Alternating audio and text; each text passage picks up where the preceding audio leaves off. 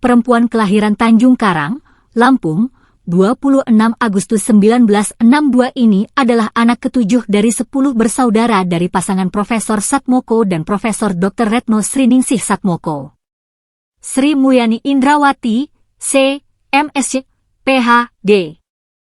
Lulusan S1 Sarjana Ekonomi di Universitas Indonesia ini melanjutkan pendidikan S2-nya di University of Illinois Urbana-Champaign, Amerika Serikat pada tahun 1990. 2 tahun berikutnya, ia berhasil mendapatkan gelar Ph.D. of Economics.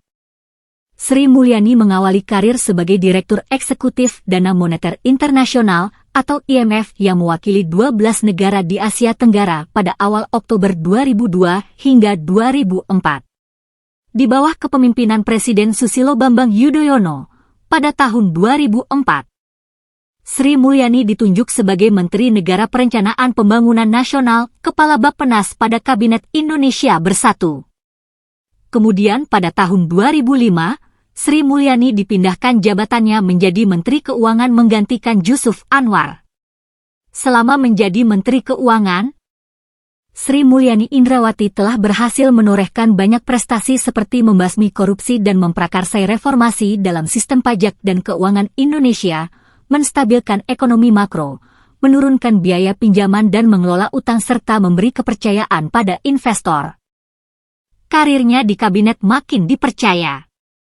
Pada tahun 2008, ia menjabat pelaksana tugas Menteri Koordinator Bidang Perekonomian, setelah Menko Perekonomian Dr. Budiono dilantik sebagai Gubernur Bank Indonesia, sehingga tugasnya merangkap sebagai Menteri Keuangan. Berkat keahliannya dalam bidang ekonomi, Sri Mulyani dinobatkan sebagai Menteri Keuangan Terbaik Asia oleh Emerging Markets pada 18 September 2006 di sela sidang tahunan Bank Dunia dan IMF di Singapura. Ia juga terpilih sebagai wanita paling berpengaruh kedua di Indonesia versi majalah Globe Asia bulan Oktober 2007 dan wanita paling berpengaruh ke-23 di dunia versi majalah Forbes tahun 2008.